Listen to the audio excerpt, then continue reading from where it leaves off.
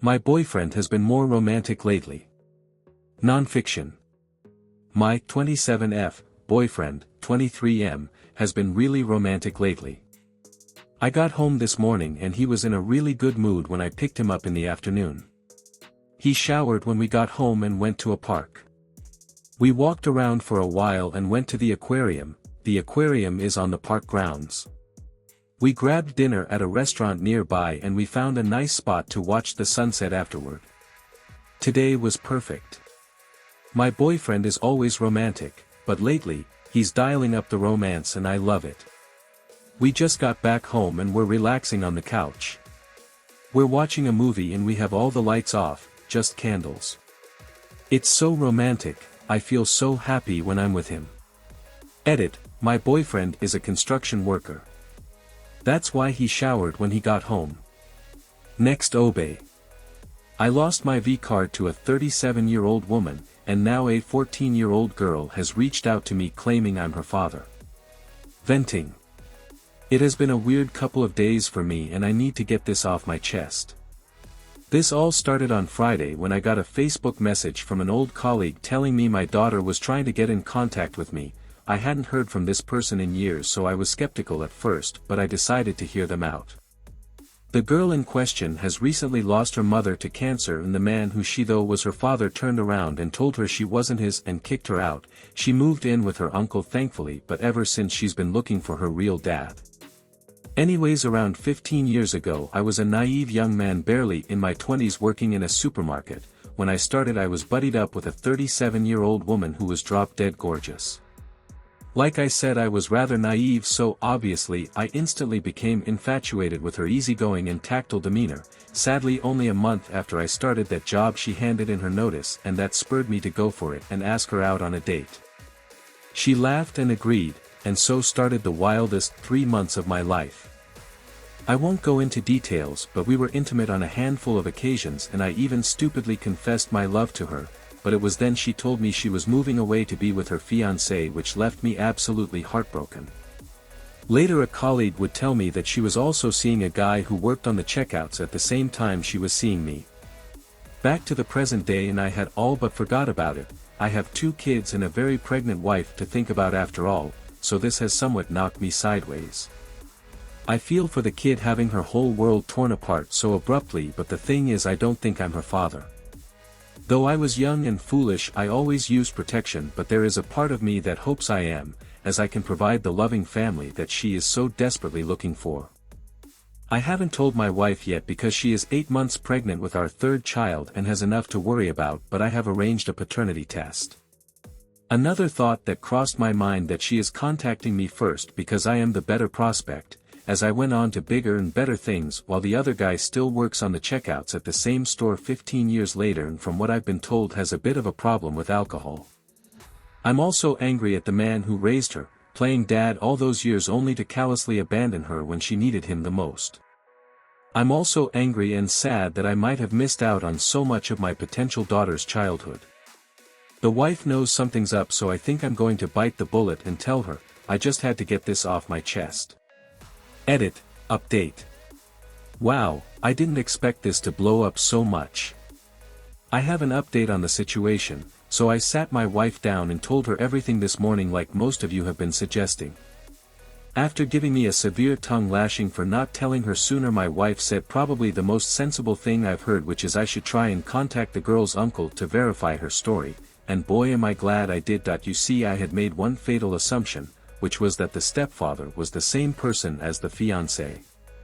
Turns out, checkout guy found out about the baby and claimed she was his. The fiancé broke things off after finding out about her infidelity and decided to move abroad. Checkout guy got a paternity test when the girl was born and he wasn't the father, but he only did it to try and get back together with her, which obviously failed miserably. The stepfather didn't come along until a year or 2 later after the girl was born.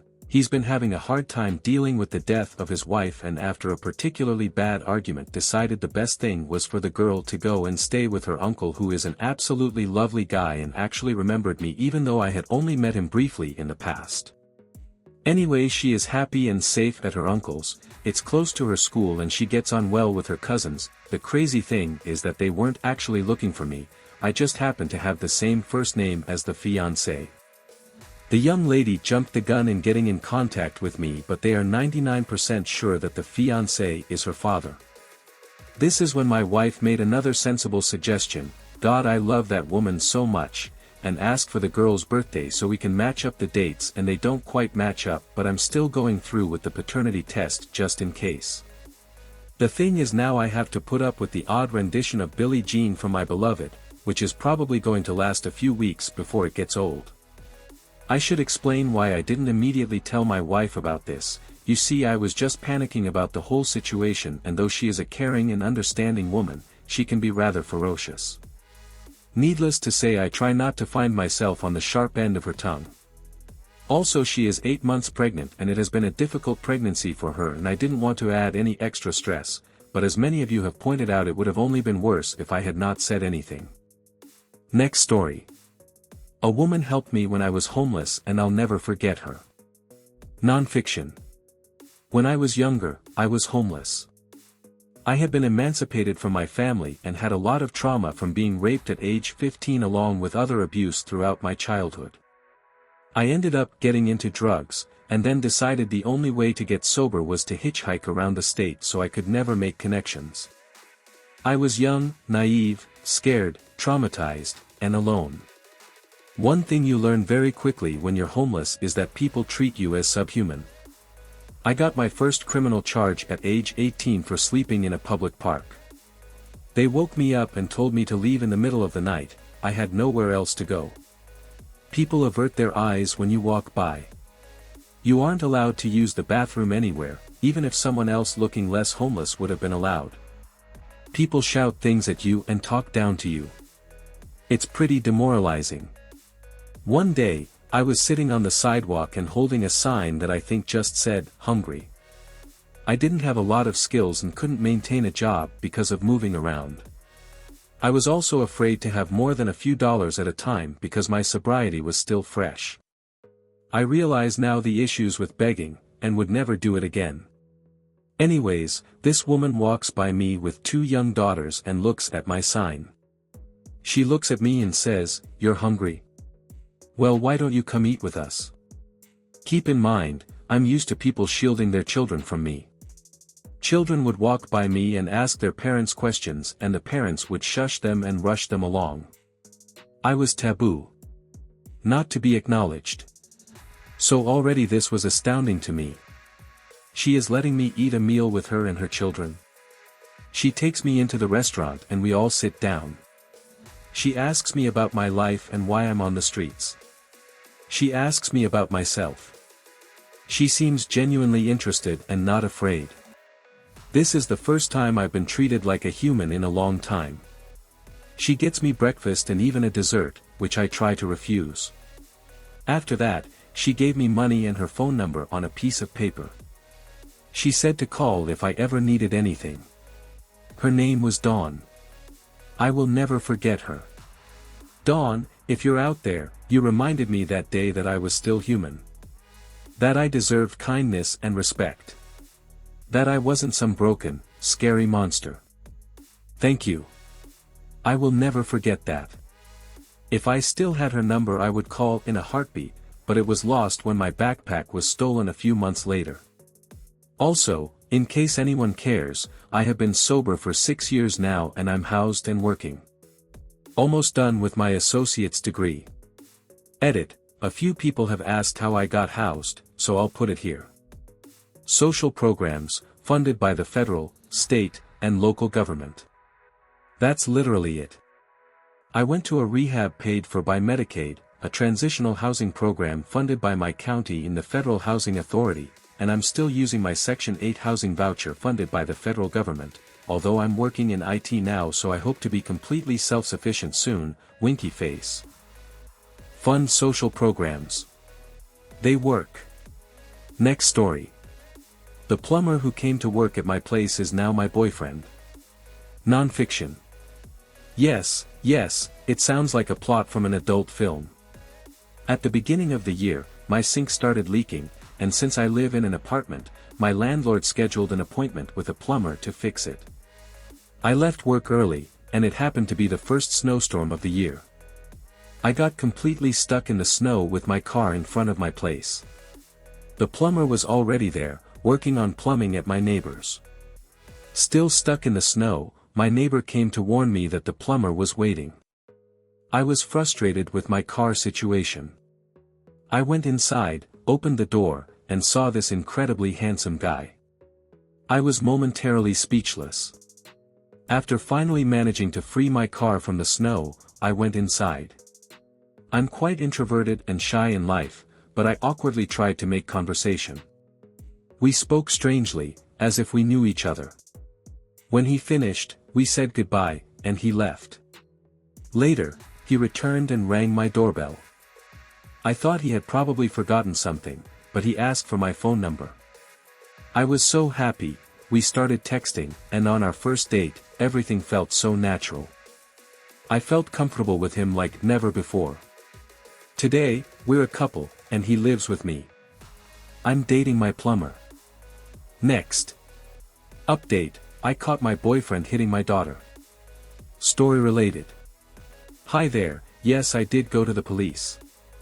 Before I did I decided to look through the camera feed to see if there had been any more occasions of him hitting her. It had happened once before. We have one of the ones where we can access it from our phones, in case anyone is confused. I did as some of you said and took pictures of her bruises. I did take the footage to the police. His mother found out and called me enraged, saying how could I ruin a good man's life. I simply hung up on her and blocked her. Legal shit is going on, and when I was checking the camera I saw he'd done exactly as I thought he would. He ended up destroying some of the stuff I left behind, such as my grandmother's china collection she left behind, some pictures of me and my family, my favorite dress, and some stuff I had been collecting so we could get a dog. So I'm taking that to the police as well. Sorry this isn't a big update, it's only been like a week. I might update when this is all over. Next. My girlfriend told me she was pregnant, so I had arranged to move all her stuff out behind her back. Fiction. If you only read the title, I might sound like a bad guy. But I'm not. I've known I wanted to be child-free since my early teens. My parents didn't oppose me, but they did say I could change my mind. Since I'm not an only child, they'll still get grandchildren. When I was 20, I got a vasectomy. When I was 22, I met my girlfriend. I've been open about wanting to be child-free from the very beginning. I remember telling her about my vasectomy, but to be honest, I think there was already alcohol involved. So I'm not sure if she remembers. We were dating for a year and a half when she moved in with me. I'm now 25. 2 weeks ago, I got home from work, and my girlfriend was standing in the living room smiling. She showed me the positive pregnancy test. Thinking it was a TikTok prank, I played along. When she didn't reveal it was a prank, I knew what had happened, but I continued playing along. That night, I got up at midnight and started sending emails. I took a week off work and emailed my best friends the details, telling them to pretend they knew nothing and be prepared. The next morning, I left for work as usual, but I didn't go to work. Carl, one of my friends, was waiting outside. He had a cap and a hoodie ready for me. The whole week, we followed Katie, and on day 3, she met up with her affair partner.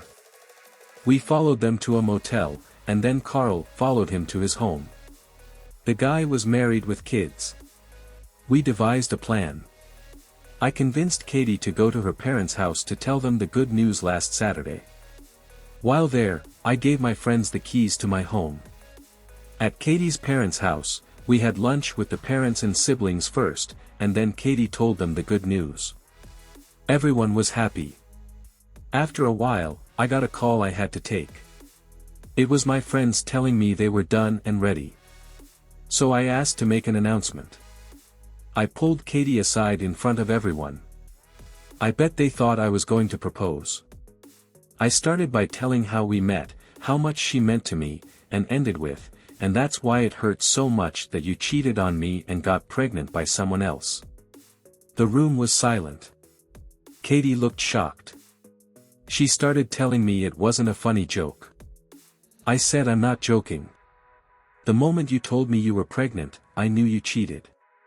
I got a vasectomy 5 years ago, and I go to checkups every year. So if you're pregnant, you have cheated." At that moment, her phone rang. I told her to answer it. It was probably AP's full name. "You know, the real father of your baby. Probably wants to talk about you moving in. Not sure if his wife and kids are going to like that." What happened was that my friends had loaded up everything of Katie's in a U-Haul and brought it to AP's home. When they called me, they were in front of his home for the final part. They rang the doorbell and asked the AP where they could put her things.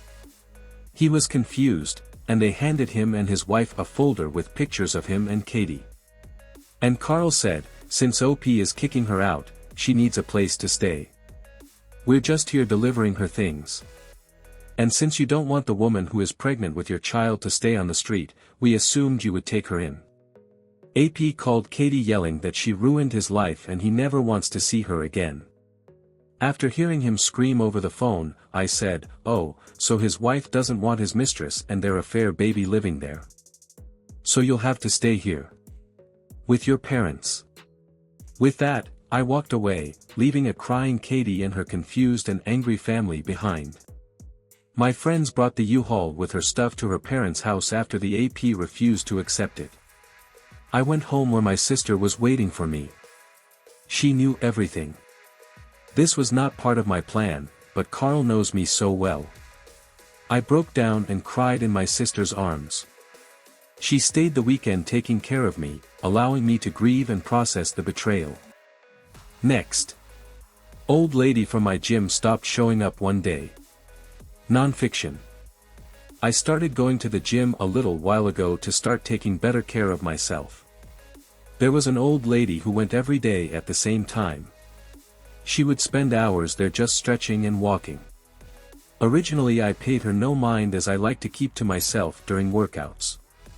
After about 3 weeks of going 5 days a week she came up to talk to me. We were the only two in the gym and she forgot her headphones. She asked if I was okay with her playing her podcast out loud. I said it was fine since I had my own headphones in and wouldn't hear it. She continued to talk to me every day after that. She told me she was there 7 days a week. I learned a lot about her. She was always there for 2 to 3 hours in the afternoon. A couple weeks ago she told me she was moving as her place was too expensive. She had 2 weeks left but said she'd still come to the gym. That was the last time I saw her in the gym. I went there at the same hours she always used to go. I spent extra time some days to see if she was just running late. She never showed up. I'm not sure what happened to her, all I know is that her 2 weeks are up at her place. It makes me a bit sad that I won't see her anymore. I hope she's doing okay. Next. My wife cheated and now she wants me back, what should I do? Story related. My wife had got home from work late, which wasn't unusual for her since she usually had night shifts, but last week she came back sweaty and was acting strange. I decided to check her messages and that's when I found it a string of messages between her and another man. I confronted her about it and she began to cry saying how sorry she was, but I just got her out the door. Ever since she has been texting me how sorry she was, but I don't think I can forgive her. What should I do? A few hours after this post, I have decided after reading all the comments and advice that I'm going to divorce her. I text her I'm going to divorce her and she just begged me not to, but I decided I'm going through with it. I just can't forgive her. That's it for now. Anything more happens I'll update on this post. Thank you for all the support and comments, it means a lot. Next. My first boyfriend called a freak because I have a stammer and enjoy anal sex. Venting. I know those two things don't seem to correlate, but hear me out. Yes, I stammer, which is explained by a lot of anxiety and insecurities I suffered during my teenage years. At the same time, I was horny AF back then and sexual exploration was a way to find respite from that anxiety. Eventually, I got a boyfriend in high school and began having sex. I was very curious about anal, so, one day, I asked him to do it. He said no. I said okay and we had normal sex. Just before going to bed I got a long message saying that he couldn't stay with a freak like me and that my liking of anal sex and my stammer were a clear sign that I was kid inside. I never saw him again after that. This doesn't affect me anymore, and today I do enjoy anal very much, winky face. I just wanted to write this to say to whoever is out there doubting themselves, just do whatever floats your boat. Next story. I made a huge mistake during my bachelor party trip, my fiancée moved on, and I just want her back. Part 1. Fiction. 5 years ago I, Walt 28M, made a choice that royally fucked up my life. I had a lot going for me. At the time I was the new guy at my firm. I was an architect, mostly subdivisions, and really enjoying it. I had a long-term girlfriend of 3 years, Emily 29F now, 24 then, that I had recently become engaged to. I really thought nothing could derail me. After Emily said yes, we began to plan the wedding. We were not up for the big wedding thing. We agreed we would have an elopement to a coastal city, San Diego became the plan, parents/siblings were welcome to come if they wanted, but basically we were just booking a honeymoon and getting married while we were there. Since this whole trip was going to be, relatively speaking, inexpensive, we decided to splurge on pre-wedding activities. Now, neither of us wanted traditional bachelor/bachelorette parties. We agreed we would scratch off bucket list items. Emily wanted to swim with sharks, and booked herself one of those cage dive excursions. Her and her best friend Maggie went to Florida for a long weekend and did just that. Mine was quite a bit more. I had always wanted to visit Thailand. It was one of those dumb things I got fascinated with as a 10-year-old and swore I was going to go. Emily actually encouraged me, pointing out that I literally brought up Thailand on our first date. We were 6 months into our engagement when the time came for me and my best friend, Jorge, to leave on the trip. For the first 3 days everything was great. We were enjoying beaches, visiting temples, and a lot of drinking. On that third night though Jorge got absolutely smashed drunk. I was a little pissed about this and tried to slow him down. The next day we were supposed to go on a jungle excursion. It was one of the things I was most looking forward to, so I had been pacing myself so I could enjoy the trek. The next morning Jorge has a world-class hangover, refused to get up at all, and says we can book an excursion tomorrow. My thought was, fuck that, I'm going today. I had seen ads for a few places that did these. I went out to get some breakfast and spotted a guy on the side of road offering the jungle excursion cheap. He had a Jeep and when he noticed me looking at his sign, moved in with the hard sell. Honestly it did look a little shady, but the guy spoke English so well it gave me a false sense of security. I decided to go with this guy. I get in and for a while it's actually pretty fun. He pulls off the main road on these off-road paths. I have no idea where we are going. We end up deep down these roads. I'm enjoying it for the most part though. Then everything went sideways. We stopped in this small clearing, and I was checking some things out, when out of nowhere local law enforcement pulls up. I don't know what's being said, I can only pick out a word here and a word there. They start going through the guy's Jeep and find a rather large quantity of methamphetamine. I am shitting a brick at this point. These cops take us both into their small, middle-of-nowhere station. This is when I come to realization that this motherfucker has taken me into Cambodia. I don't have my ID or passport on me, they are back in the room. These cops are not listening to anything and I have no idea what my guide is telling them. I was freaking out but also thought, it'll be okay, Jorge will realize I'm gone, look into where I am. I'm not going to go into what the next 4.5 years were like, but hell is an easy comparison. I'll just leave it at a Cambodian jail isn't the most hospitable environment. It took 5 months of sitting in that cell before I even saw a judge. The judicial system there is so backlogged, and the few public defenders that exist are basically in the large cities only. During this whole time I was never allowed to contact anyone on the outside. My first time in front the judge, they didn't have an interpreter and it got postponed another 5 months. I finally had that pre-trial hearing, entered a plea, then it was another 14 months before my actual hearing. When I finally had me hearing, the judge was very fair and dismissed my charges on time served, only for the prosecutor to appeal the dismissal. This put me back into custody for another 28 months. This was the most devastating moment of my life, to think I was out and end up still in for that long. During this time, after no one came for me, I realized they all thought I was dead. I had gone missing. Jorge had no idea where I was. I had called back home the morning I was arrested and left messages, but they only knew I was going on a jungle excursion. My parents, my fiancé, I missed them so much. There were plenty of days I was hoping one of the other inmates or a rough guard would just take me out already, especially after the first year when I became more tolerant of the food and water. Finally, after 52 months in captivity, I was released. I had nothing to my name and was in a country I wasn't supposed to be in. I contacted the embassy, and they did have a missing persons file for me. They helped me contact home. I attempted to contact my fiancé, but a guy named Mitch answered and he did not know an Emily, so I figured she must have changed her number at some point. I called my mother. She was absolutely frantic. She grabbed my father and I told her my entire tale. I kept asking about Emily and my mother kept deflecting. She wanted to get started immediately getting me home, and said we would talk about everything when I got back to the US. It took a little while to make this happen. My parents luckily had my original passport and ID, which made the process somewhat faster.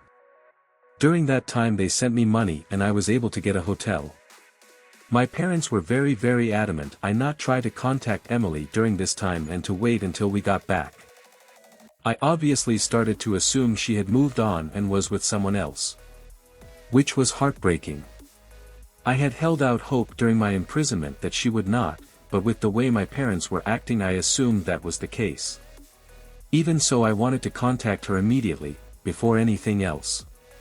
I didn't want to talk about my time there, I didn't want to talk about what they did trying to find me, or know anything about anyone else. I just wanted my fiancé. My parents sat me down and handed me a save-the-date card. It was Emily and some tall handsome guy I'd never seen before. She was engaged. I broke down. It wasn't unexpected, but the feelings were still there. I asked my parents if they had kept in touch with her beyond just being wedding guest worthy. They said yes, they've actually been a huge part of each other's lives these last few years. I was a little shocked. I know they liked Emily, but with me gone I had somewhat expected them to drift apart, not get closer. I decided to ask, so how close are you guys now? My mother responded, very. Her father passed a year ago and your dad has agreed to walk her down the aisle. That hurt. It shouldn't, but it did. Why you? Was all I could say. My mom got emotional, started going on about how they all thought I was gone, that a cartel or something got me, that they looked so hard and so long. They had a whole memorial service for me. I snapped a little. I don't care about that right now. What are you not telling me? My mother took that tablet and flipped a few photos. She then handed it back to me. There was a whole group photo. My parents, Emily, her fiancé, her mom, my sister, my brother, Emily's brother, Jorge, other friends and kids. But at the center of the table was a boy sitting behind a birthday cake. The decorations read, "Happy 4th birthday," he was smiling big. I just looked at my parents. My mother looked at me and said, "That's your son, Paul," my dad's name, Walter, my name, Ryan, our last name. In the 2 weeks since I got back home it simultaneously feels like so much has happened, and that virtually nothing has happened. I have been largely brought up to speed on all that has happened on this side of the world. When Jorge finally got up out of bed that day 5 years ago he tried to call me. After having no success, the officers confiscated my phone immediately upon arrest. I never saw it again. He decided to just go about his day, assuming I was enjoying my excursion. It wasn't until it was well past dark that he started to get concerned. He called back home to see if anyone else had heard from me. The next morning my family and fiancé were blowing up his phone wondering if I had come back yet. That's when he began venturing out to all the excursion places. They all reported that they had not seen me. He began to panic and alerted everyone back home. He went to the authorities at this point. My parents, brother and fiancé all made the trip to join him. They spent a month canvassing the area before they had to go back. My parents made another trip to Thailand to try and find me, but again turned up nothing. Over the next year and a half they were a constant reminder to the Thai officials of my disappearance. Unfortunately, no one thought to look in Cambodia. Meanwhile, my fiancée Emily came to the realization she was pregnant. On the day I left for Thailand, she was unknowingly around 10 weeks. I can only imagine how hard it was on her. I'm missing, she's pregnant with my child. I wish I had never gone. My parents told me Emily really leaned on them, and they were happy to help. Over the years they've just grown closer and closer. Her parents were there, and supportive, but they are much older than mine and not in as good of health. My mom ended up taking Emily to a lot of her OB appointments. She was there in the delivery room along with Emily's mom. It was apparently very stressful as Paul was born at just 34 weeks. Luckily he showed no signs of health problems and they just kept him under heightened observation initially. My parents tell me they needed this. The anguish of not knowing what happened to me was very hard, and the birth of their grandson provided a much-needed respite from the grief. They keep telling me how sorry they are, but they didn't do anything wrong. I guess it's just guilt now that they know I was out there, and they failed to find me. Jorge has been by to see me. He has apologized far too many times. He's gotten married since the trip, and has 2 kids now. He seems nervous around me, and I guess that's fair. I do hold some resentment towards him. It's not his fault, but the feeling is there anyway. My brother and sister have marched on with life. My brother has kids now, and my sister is married. I missed all of this. I could probably get over all of that, but losing my fiancé and missing out on 4 years with my son, it's been too much. My parents have set me up with a therapist.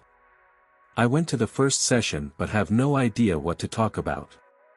I was wrongfully incarcerated for 5 years, beaten at times, starved at times. Plenty of PTSD. My whole family thought I was dead, so much so they had a memorial service for me 3 years to the day of my disappearance. I was supposed to marry the love of my life, and she is now engaged to someone else. Then to top it all off, I have a 4-year-old son, who has been raised by my replacement since he was 18 months old. Paul only knows this guy as Dad. He calls him Dad, and now here I am, back from the dead to fuck up everyone else's perfect little lives. I'm ranting though. It's just too much to unpack. I still haven't directly spoken to Emily. My father went to her house the day after my return. He sat her and her fiancé, Kevin 34M, down, told them I had been found. She began to tear up. She thought he was saying my body had been recovered. When he corrected her, she had a complete breakdown. Her fiancé comforted her. My dad said she was just silent afterwards. I tried texting her, I got no response for a whole day, then just I'm so sorry, I just can't right now. I haven't asked anyone about her fiancé, other than I know she's been engaged for about 2 months, and the wedding is supposed to be in 6. No one has just volunteered any information at this point. We were supposed to all meet at the park this past weekend. My resurgence has thrown the harmony out of whack and I can tell everyone is a little off. My mother typically watches Paul while Emily and Kevin are at work. A lot of time it's at her house, but since I showed up it's been exclusively over at Emily's. I hear they are prepping him to meet me. He is aware I'm his father. My pictures are all over at my parents' house. Emily has apparently always had a picture of me up in Paul's room. I'm a shell of the guy in the picture, but I guess at least I kinda look like that still. He won't be totally blind-sided. My parents and I arrived at the park first. When we saw their car pull up, only Kevin and Paul got out. Emily was not with them. Paul ran up to my dad first and gave him a big hug. He saw me and kind of retreated to my mom, then over to Kevin. I could tell he was nervous. I mean shit, so was I, and I'm not 4 years old. The other adults tried to say something to get us to talk or embrace or something. I told them to let it go, let him go play. He perked up and ran off to the playground. Kevin came up and stuck his hand out. We shook, and he said, "Sorry, Emily, couldn't today." We were about out the door and she broke down, told me she wasn't ready. I just said, "I understand." I went over to the playground to try and bond in some way. Turns out Paul is big into superheroes. He pretended to be Spider-Man and I had to be Rhino. I chased him all over the playground, and let his web me up. He laughed and smiled. When the food was ready I was happy to see he liked his hot dogs the same as me. Ketchup on one side, mustard on the other, relish on top. I thought maybe this won't be so hard. Then he called Kevin Dad. I shouldn't have surprised by this. He's been in this kid's life for 2.5 years, he marrying his mom, they all live in the same house. That all said, it was like a knife in the heart. I began to actually tear up. I excused myself for a moment, and said I was going over to the Gross Park bathroom. When I came out after a minute Kevin was waiting. I could see my parents across the way watching Paul. I felt instantly awkward. The last thing I wanted right now was a heart-to-heart with Kevin. He was taller than me, more built than me, and had gotten to have the life I was supposed to have. He just said, "Can we talk?" I said, "Yeah, man, what's on your mind?" Worried about Emily and Paul. Emily more than him. She hasn't been herself, which I can appreciate to some degree. It took a long time for her to get over you. I'm the first person she dated after your incident. She cried the first time we kissed because it was different. I want you to have a relationship with your son. He's little, he's resilient. I had 2 dads growing up, I know he will be fine. I don't know how fine her or you will be if this goes too fast, and from a selfish standpoint I don't want anything disrupting our life or our engagement. I love her, and want what's best. I'd like you two to take it slow and process everything before you meet. I made an appointment for her to see a counselor. I'd appreciate it if you could respect that and not push her or reach out to her. Let her figure things out on her own first. I was pissed listening to him, pretentious ass, but fuck, he had some points. I don't want to rip open all these old wounds. I ended up just saying, "Yeah man, I can do that." And walked off to join my parents and Paul. Kevin went into the gross bathroom. When he came back over he said him and Paul were going to head out. Paul gave everyone hugs, including me. I was surprised, but pleasantly. Then he called me Rhino, and ran off to Kevin. As they left I heard him say, "Dad, can we get a cookie cake on the way home?" Ugh, he's Dad, I'm Rhino, and this just fucking sucks. We finally met.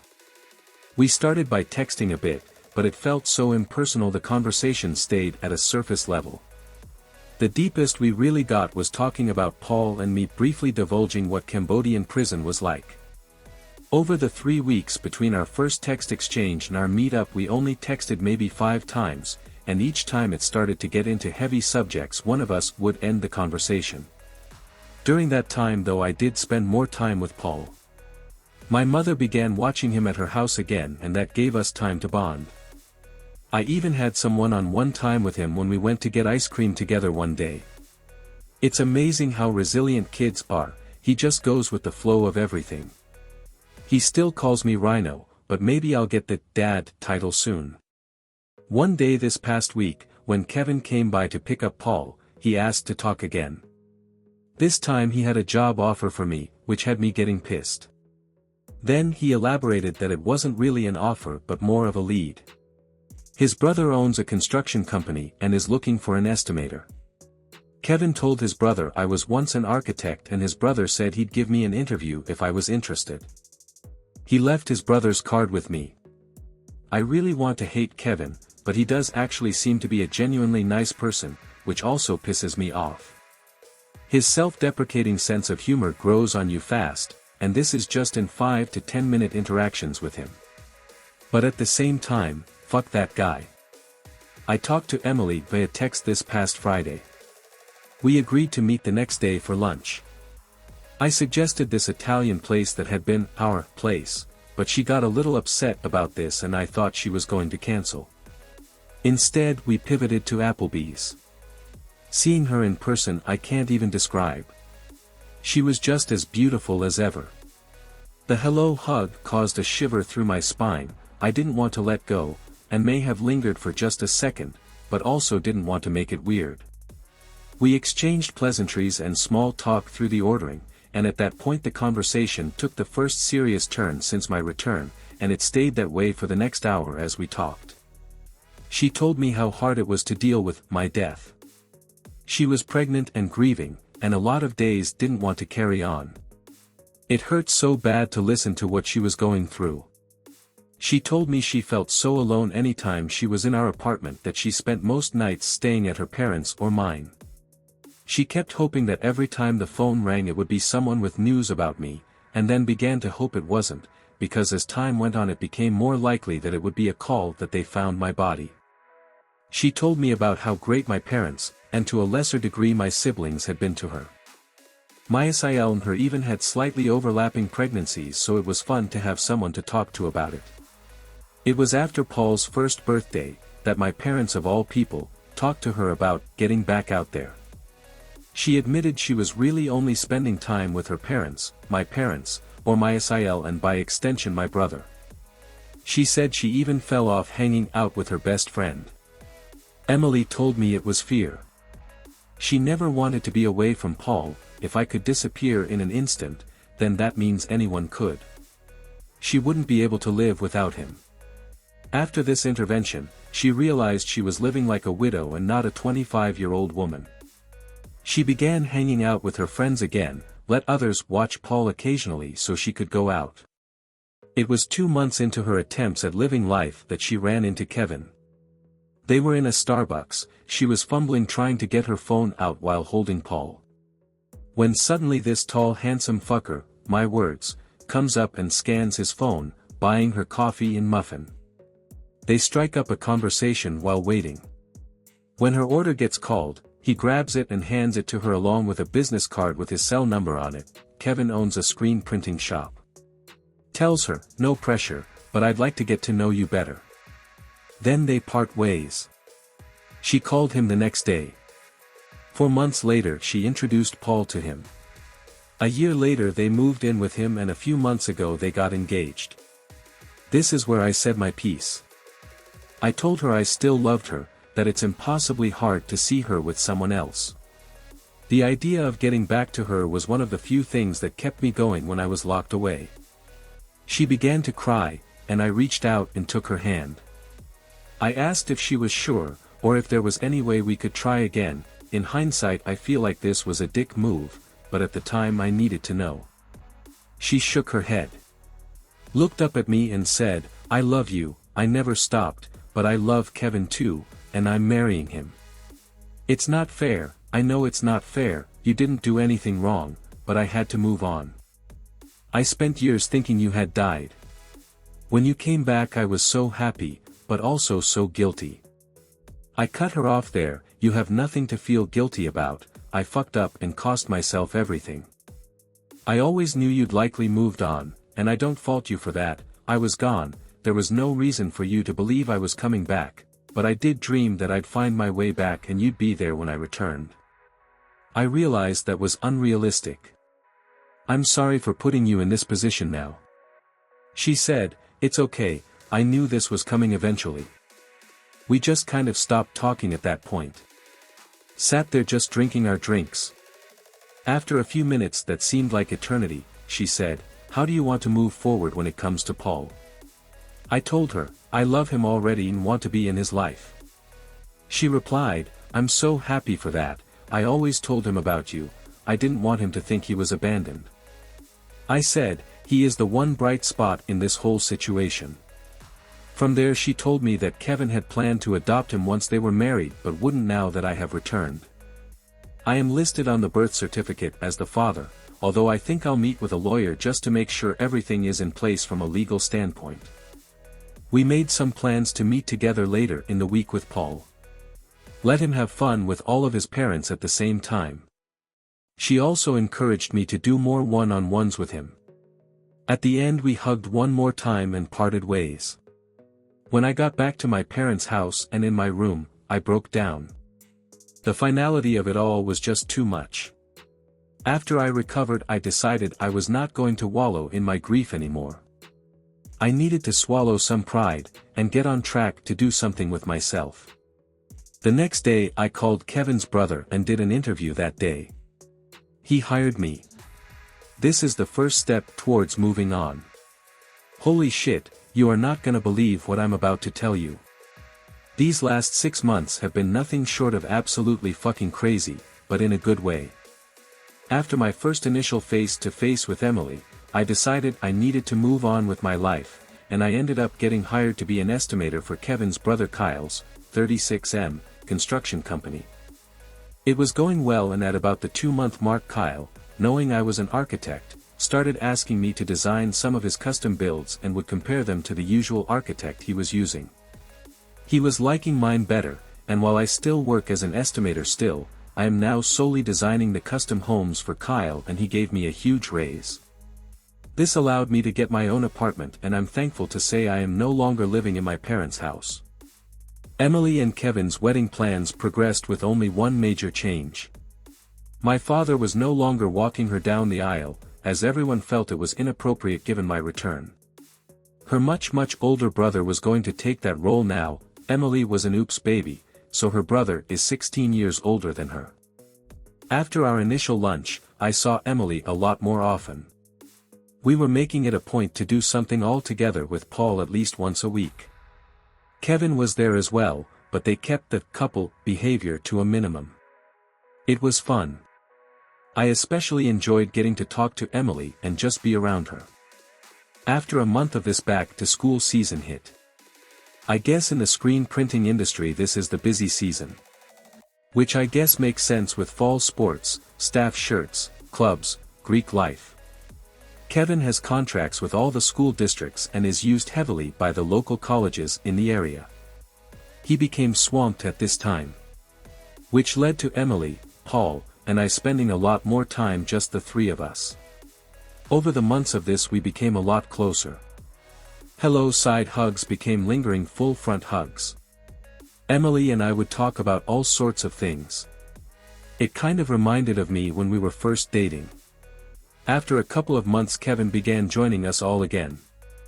This didn't dissuade Emily and I from rebuilding our friendship. And then the most amazing thing happened. Paul started calling me Dad. I literally teared up like the first 10 times he did this.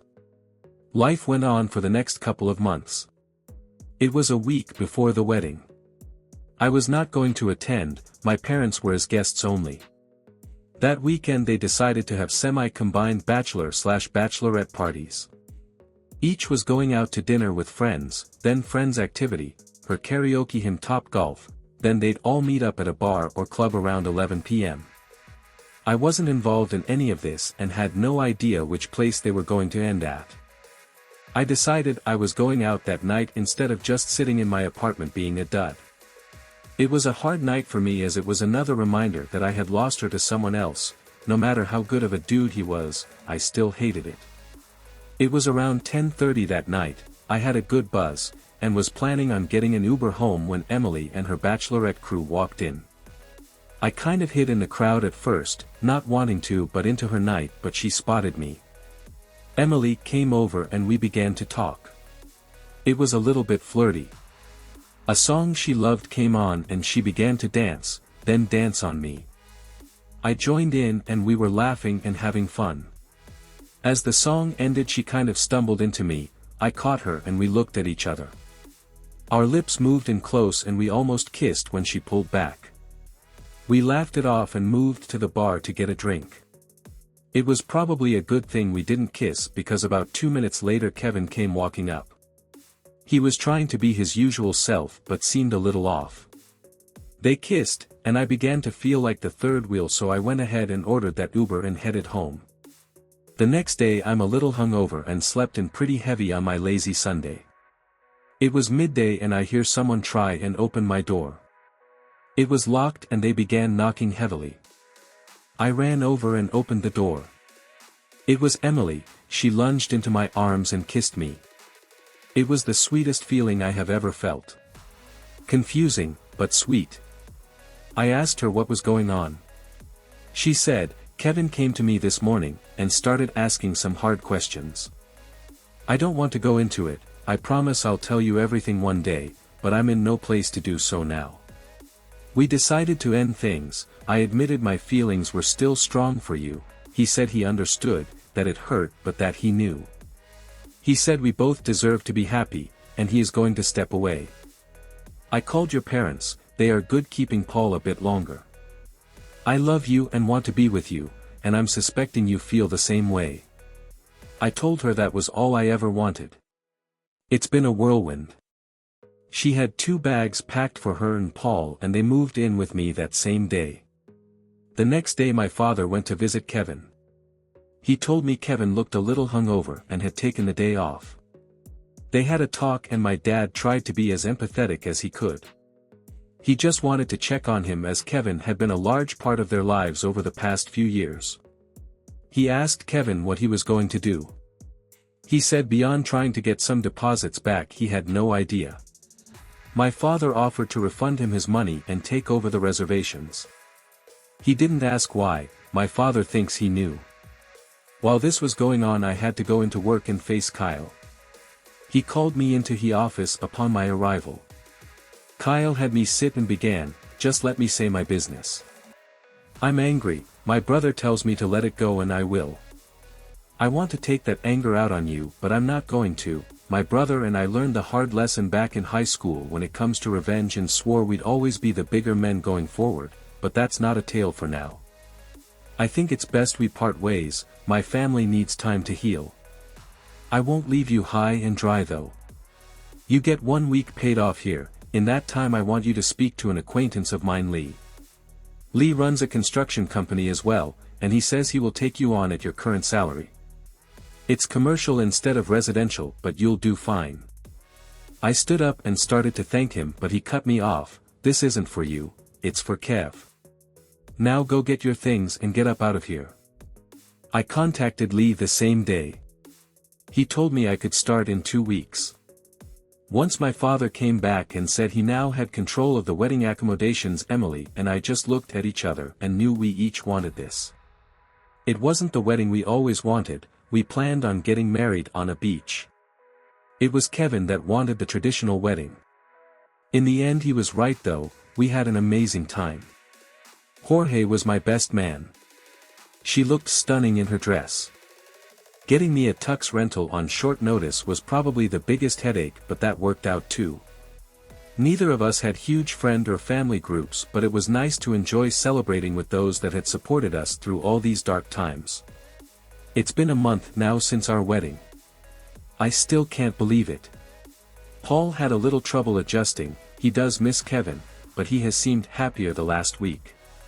To be where I once was and be where I am now, I consider myself beyond lucky. Next story. I discovered that my husband faked his own death to cover up his depravity. Part 1. Fiction. Kevin's story. I need to know if I am overreacting. This situation was already crazy. I'll give a quick TLDR but it's an unbelievable story. I, Emily 35F, have been married to my husband Walt for 6 years. We have 2 kids, Paul 10M and Brian 5M. 11 years ago when Walt and I were engaged he went missing during a vacation trip to Thailand. He was missing for nearly 5 years, and told us all he had been in a Cambodian prison that whole time. I found out right after he left for the trip I was pregnant with Paul. I became extremely close with his family during this time. I also met and fell in love with a man named Kevin, who I was engaged to. When Walt returned, I found myself torn between picking up where we left off and continuing with Kevin. I chose to give Walt and I a chance. We got married a week later and I was pregnant with Brian in less than a year. I thought things had been fine in our relationship. We loved each other, and despite him being a workaholic, we were mostly happy. I have never been one to indulge myself with a professional massage. I like having my shoulders or feet rubbed by Walt. It's just to me a luxury expense and I haven't ever been willing to go. Walt's been a little bit more distant lately and I have been feeling a little stressed with work. I have this coworker who has been pushing me, saying the place she goes is amazing. It doesn't matter who you get, they're all good, and to just go. I did just that. I walked in and asked if they had any availability. The guy at the desk said they did and took down some information. He said it would just be like 5 to 10 minutes. That's when I noticed the small bulletin behind the desk had 3 pictures from the security camera and a note above that said, "Permanent ban." I did a double take and swore that the one guy looks just like Walt. I'm staring at this picture when the front desk attendant asks if something's wrong. I tell him, "I think I know that guy in the picture, how do you get on a banned list?" He says, "Oh, it's our owner's policy if anyone asks for a happy ending." I was aghast at that moment, people do that. He replied, "Yeah, not very often, it's rare, but it does happen, and sadly it seems to always happen to the same person." He then apologized for oversharing, and I told him not to worry about it. He said Lisa was ready for me. She was standing at the entrance of the hall. She was a maybe 5 feet 1 inch and 110 pounds Asian American woman. I just had a feeling this was the massage therapist that always got these creeps. We went back and I enjoyed the massage with some light small talk. Her accent was totally Midwestern. This was a woman who grew up here, and probably several generations before had as well. I found out she had worked at this particular place for 3 years.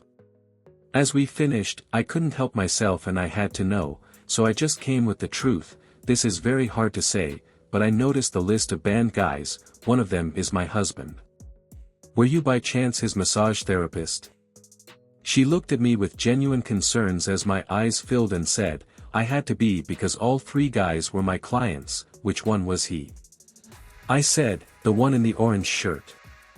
She said, oh, yes, I'm very sorry.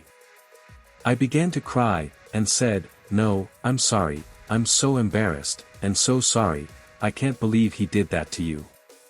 Did he just outright ask? She said, this is going to be hard to hear, but you need to know the truth if that's your husband. I brought him into the room same as you and left while he got ready.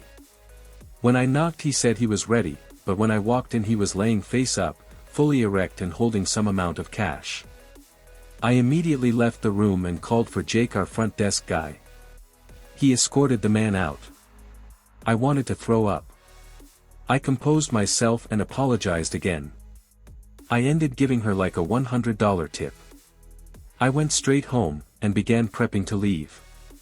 Then this sudden wave of calm hit me, and I realized I needed to know how far this went. I did my best to play normal. When he finally got home from work, I just treated it like a normal night. When he went to bed I used the opportunity to go through his phone. Texts were clean, no Snapchat, WhatsApp, etc. I clicked on his Reddit. There were his 4 posts from when he came back home from his imprisonment.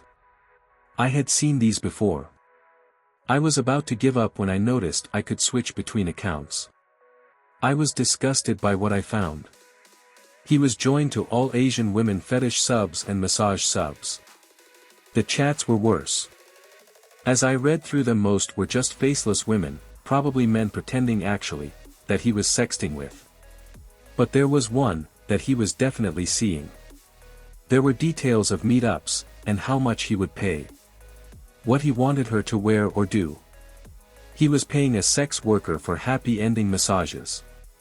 He kept referring to her as Sok. A quick Google search told me this was a common Cambodian name, probably wasn't really her name, but he was paying for the fantasy.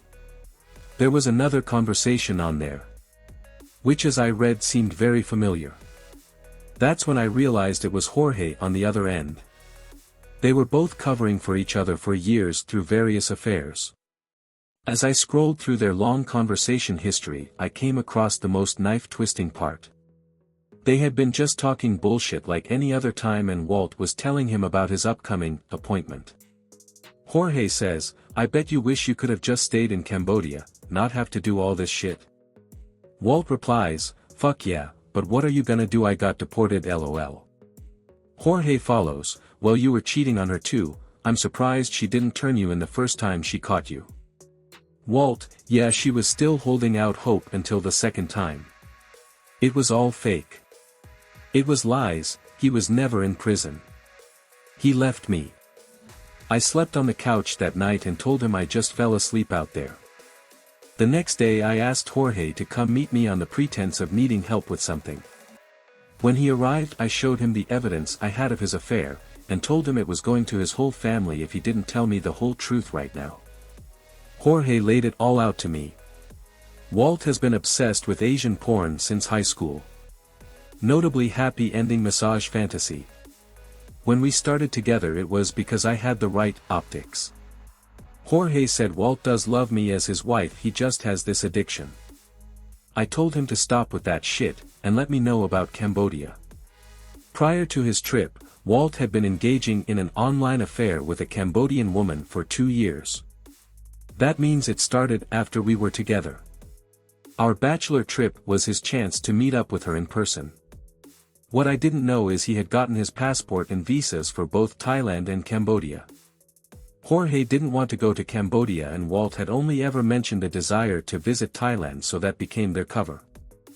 They arrived the first morning and took a week's worth of selfies together around the resort. At that point Walt left and went to meet this woman in Cambodia. He was there for 3 days with her, when he decided he was in love. She was from a well enough off family. He wanted more. So he and Jorge concocted his disappearance. At first he was only going to stay for the first 30 days then show back up, but when it was done he got his visa extended another 30 days. He couldn't extend it past that, so he just didn't. He hid there with her. However, being the shitty person he is, he began cheating on her as well. She caught him and kept him around because he was telling her he would help her immigrate to the States as his wife. After 4.5 years she caught him again, and not only dumped him but reported him, and he got deported. He had to come clean to his parents, who I had grown close to. They feared losing contact with their grandson and chose to hide all of this from me. Which was a betrayal so hard to hear after being in each other's lives for so long. They also told Walt to leave me alone, but at the same time wanted him to have a relationship with our son. WTF, I don't know how they thought those two things wouldn't conflict. He ignored that and made the effort to rekindle our relationship. When he had won, his dad made him marry me right away and told him to stop all of his terrible behaviors. He was hoping this would straighten Walt out now that he had his fun. Instead, all that happened was I threw away the best guy in the world for a workaholic porn addict with a creepy fetish. I feel so stupid. I headed home. I knew Jorge would inform Walt. I went ahead and sent Jorge's whole family the evidence of his infidelity. I then sent Walt's out to everyone I knew as well. By time Walt came home, which was way earlier than he ever had, he was fuming and getting bombarded with messages. I already had my car loaded with mine and kids' things. My best friend had taken the kids earlier.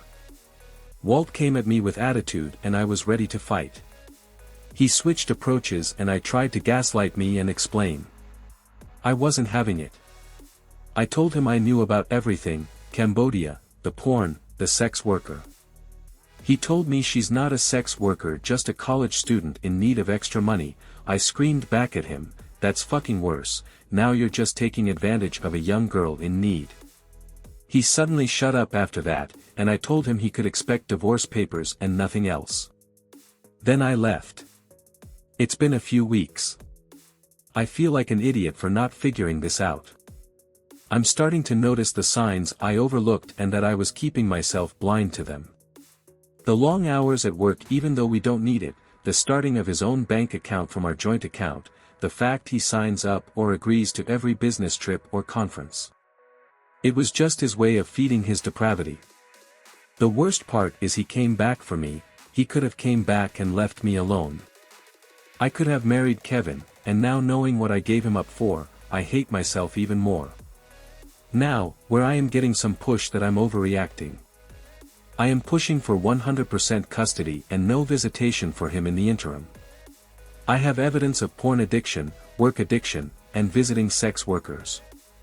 I am also going 100% no contact with his parents. A few people, not many, are saying I should not try to cut the father and grandparents out of my kids' lives. I however disagree and feel Walt is a danger to them given his self-destructive and manipulative behavior. His parents will only get the time he gets, and at this point, I'm at best offering weekly supervised visits. Otherwise they are not to be in my life to any degree. What do you all think? Is this too much? Should I let them be in my kids' lives? He is a good father when he's there, and they are great grandparents, but I can't get over the fact it's all built on lies and manipulation. So last year something unexpected happened. I was in a bitter custody dispute with my lying, cheating ex-husband. Ever since I found out about his cheating 3 years earlier, he had been making my life hell. The divorce took forever. He snowballed the price of our house, and then he fought every custody decision along the way. The unexpected thing was my ex-fiancé, Kevin, figured out that my ex-husband was bragging about this on Reddit. Out of nowhere he emailed me the evidence and it helped tremendously in court. I was really excited when I first heard from Kevin, and tried to engage with him on a personal level. He didn't want that, and I understood. I hurt him more than he ever deserved. I wish I could go back and do it all over again, because believe me, hindsight is 20/20, and this was probably the biggest mistake of my life. Although I attempted to reach him, he blocked me. When he did that, I took the hint and let it go. However, I can't stop thinking about him. I just feel like he wouldn't have helped me like that if he didn't still have some sort of feelings for me. He very well could have just turned the other cheek. I'm really thinking about reaching out to him. I don't know what his relationship status is, but I think it's worth a shot. I honestly never thought I would hear from him again. So it almost feels like fate that he was the one to save me. I've been checking around the different platforms and it seems he still doesn't do social media. I know his email, so I'm thinking about creating a new one so I can message him. If he tells me he's married or seeing someone, I'll let this go, but at this point I feel like I need to try. I'm still kicking myself for letting him go all those years ago. He was really the most wonderful man and a great dad to my son. This has to be my chance at make things right, don't you think? Would you go for it? I think I'm going to go for it. Next story. I was engaged, then her ex-fiancé came back from the dead. Now I'm alone and so tired of being the bigger person. Part 1. Fiction. Walt's story. This is my first time ever posting. A friend of mine suggested this as a place to vent into the void. I, Kevin 35M, was engaged to my amazing fiancée Emily, 30F. We met at Starbucks almost 4 years ago now. I saw this mom struggling in the line, so I went up and just paid for her coffee and muffin. I really didn't have any expectations, but we started talking. I noticed she didn't have a ring on her finger, and decided I'd shoot my shot. I didn't want to be awkward, so I just slipped her my business card with me cell on it and told her no pressure, figured if she was married she could just toss the card. I was ecstatic when she called me the next day.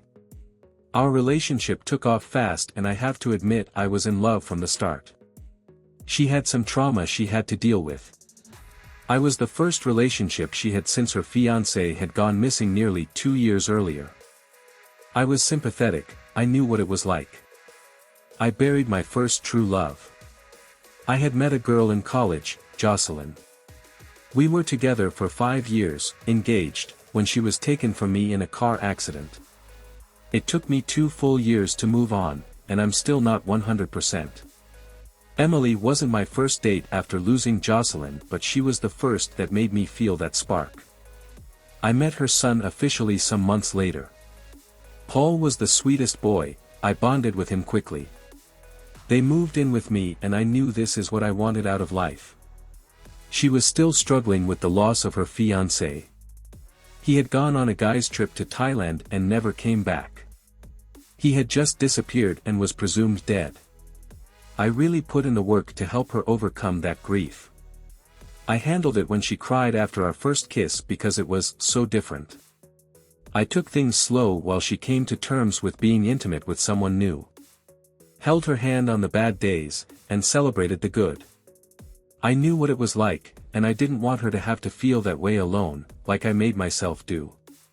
We had been engaged about 2 months when everything started to go south. Her ex-fiancé came back from the dead. He had been gone almost 5 years when his father, who Emily is still very close with and I had come to have a great relationship with, came to our home. He told us that Walt was back, he was alive and well. He told us a story about being trapped in a Cambodian prison. Which, if I'm being honest, still doesn't make any sense. Like you were just lost in the shuffle. They never once let you make a phone call. Maybe in 1979 but not in 2019. I brought this up to Emily once and she didn't want to hear it. I knew to be supportive at first. There was guilt there. I could understand that, they all gave up on finding him. They even had a memorial service. I was actually pretty relieved when Emily didn't want to meet him right away. I remember when I first met Walt. There was something about him that just seemed off to me. I didn't say anything about that but did make the effort to let him know I wanted what was best for Emily and Paul. I even got the guy a job working for my brother Kyle. I didn't ever want to deny him his son, but I really needed him to understand that this was going to be hard on the people he left behind. We were plenty cordial with each other, but I will admit I played a bit overly nice, especially since I'm pretty sure he was cussing me under his breath. Once they met in person it was the beginning of the end. My whole life I've been the bigger person, except for one time in high school. However, watching my fiancé have an emotional affair, right in front of my face for the next 4 months was a bit much even for me. I know he was her son's father, but they got real close real quick. I would bring my feelings on this to her and she said it was just natural to them. That they had been together a long time before he was taken from her, but there was nothing romantic there anymore. She was with me now, not him. I bought the reassurances for far too long. At our bachelor/bachelorette party I saw them almost kiss. I knew then that the EA wouldn't end, and would at some point become a physical affair if I didn't do something. I decided I had to take this head on the very next morning. We were 6 days from wedding bells. I asked her to talk to me. I asked, "Are you falling back in love with Walt?" She was taken aback for a moment. I never completely stopped. A part of me will always love him. We were separated through circumstances, not by either of our own failings, but I've told you, there's nothing more between us. I pushed forward. I saw last night, I know you both thought I got there after, but I saw you dance, I saw you almost kiss. I just want to know if you want him more than you want me. She began to cry. No, I made a commitment to you, I will not go back on it. Sure, there are still feelings, can you blame me, but I love you as well. I told her, that isn't very reassuring, it sounds more like you are staying with me out of obligation than love. She got defensive. I do love you, I'm marrying you. I calmly asked, when you picture yourself walking down that aisle, who do you picture standing at the end? She was tearing up even heavier. I'm sorry, it's just hard now that he's back. I said, I know what it is like to lose someone, I don't know how it feels to get them back. I'm sure it's hard. Emily interrupted, it's impossible. I just can't stop how I feel. I'm so sorry. I hugged her tight. if you want to be with him, you need to tell me, it gets so much harder after next week. I only want you to be happy, with no regrets. Now, do you want to be with him? She just nodded her head and sobbed harder. I broke down too. It was one of the most painful moments of my life. We talked on about fairness. She wavered in her choice for a moment, but came back to him. I could sense a weight had come off of her. She began to pack. I asked if I could still be in Paul's life. She said that would make her so happy. In a last moment, before she walked out forever, I told her I loved her and to take care of herself. I said, I know you don't want to hear this, but that prison story has never sat right with me. Just promise me you will be careful. She just nodded, turned and left. I completely fell apart. I was left with the daunting task of telling my family, who all adored Emily, and getting back as much money as I could from the deposits. My brother was so angry, he wanted to fire him. I asked him not to, that this man would be providing for Paul now. He calmed, and said he would call Lee up and see if Lee could use him. The next day the eldest Paul, my almost father-in-law, came by. We had always had a good rapport. He came to make things right in a way, but I knew he also wanted to see his son marry Emily. When he offered to cover the return of all my deposits, I knew what he was doing. He was going to give them the chance to get married. I wanted to tell him to shove it, but I didn't. Always the bigger person, always letting it go. She came and got the rest of her stuff that week and let me know they were marrying. All of this happened 9 months ago. I've seen on their social media they act like the happy couple. Everyone comments how happy they are for them. They say it was fate, that some divine force let him survive his imprisonment and come back to her. Then this week they announced that Emily was pregnant. Very few people have reached out to me, especially from our mutual circle. It's like they forgot I'm a person too. I guess I was just supposed to be okay with everything because I didn't make a scene. I feel betrayed, I'm broken. My first ever girlfriend cheated, my second died, and now I asked my fiancé to true love. This house I live in used to be filled with hope for the future, now it just has me wallowing in self-pity. I was only able to see Paul twice this whole time, both of those in the first month. Then the separating me from their loves began. That's been the hardest part. I miss my little buddy. This was a boy who called me dad, who sat on my lap every single night while I read him a story from his 5-minute Marvel books. He would fall asleep on me every day and I would go lay him in his bed. You don't just turn that off. I miss him so much. I just don't get it. How is this fair? I never cheated, I never raised my voice, I treated her with respect, care, love. And somehow I feel like I'm viewed as the bad guy in this story. How am I the one who deserves to be punished?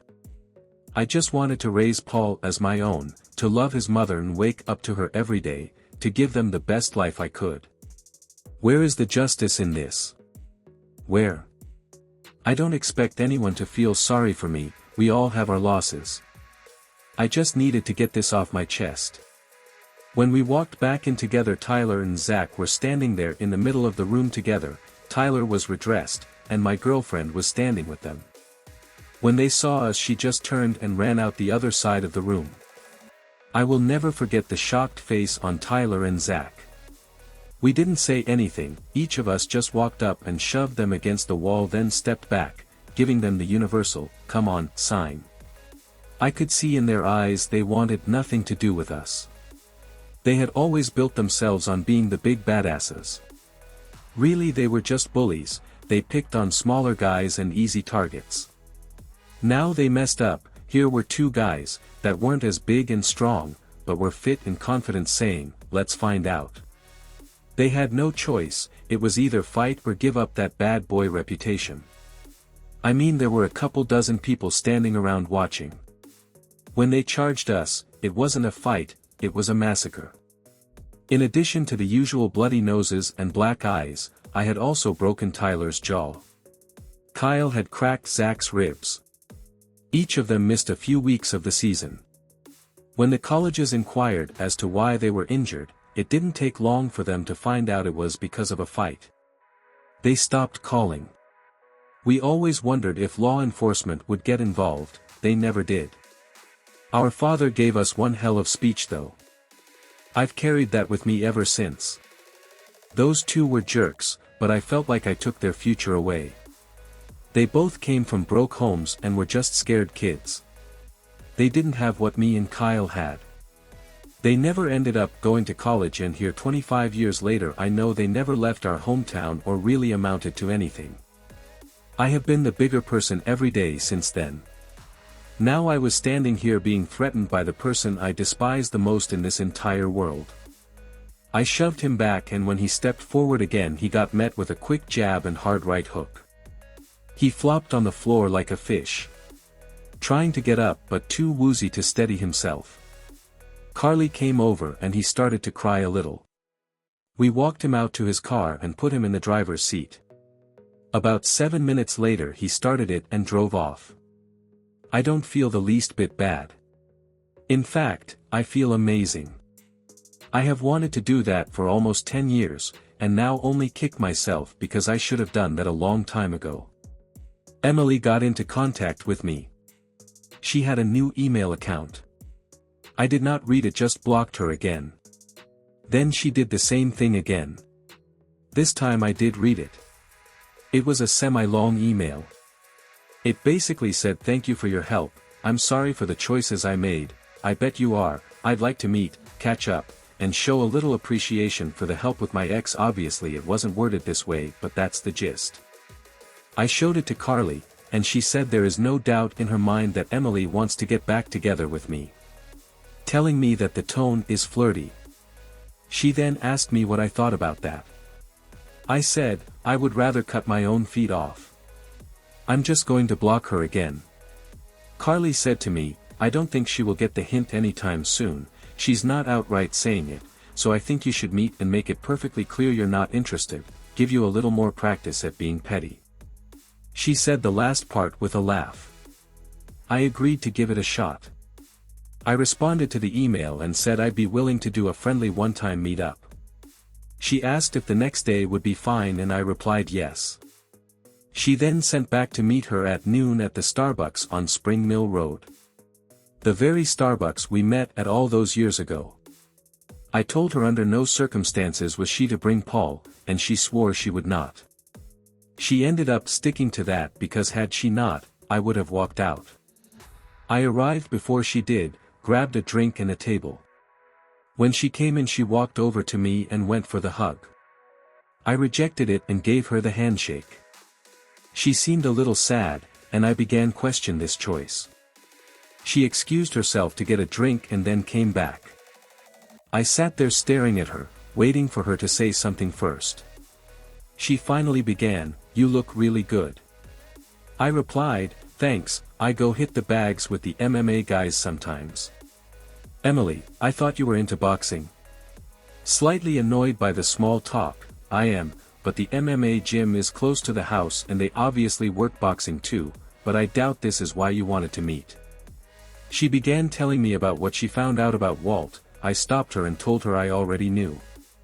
I also told her about him attacking me a year ago. Then came what Carly told me to expect, "I'm sorry for what happened between us. I made a huge mistake.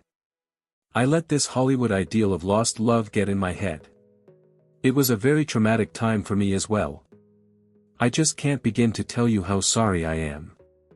I was hoping you could find a way to forgive me, or give me a chance to earn that forgiveness."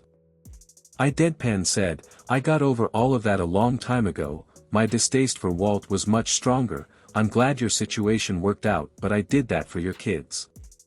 She became a bit more overt, "I just have this feeling, like there could still be something there. I have regretted losing you for quite a while now, and I just feel like fate brought you back. I mean, what are the odds you of all people would find those Reddit posts? I just have this feeling that the universe is trying to bring us back together." I was about to reply, but Carly's timing was perfect. She had been listening via speakerphone. As she came in she smiled at me and said, "Hey Kev, you ready to go?" She then gave me a kiss that lingered a little longer than normal for public. She looked at Emily and extended her hand. "You must be his ex-fiancée, Emily." Emily looked a little annoyed. "Yeah, Kevin didn't mention he was dating anyone, I guess he likes them young now." She said that like it was a dig at the both of us. Carly laughed and said with a smile, "Oh honey, you're sweet, I'm a 39-year-old mother of two, but I'll take the compliment nonetheless. I don't get called young too often. Also, I'm his wife, of the last 7 years." She then posed her stance in a way that really accentuated her amazing figure. Emily looked a little shocked. "Kevin, why didn't you tell me you were married?" I stood up prepared to leave with my wife. "You never asked, plus I wanted you to know no one was waiting around for you."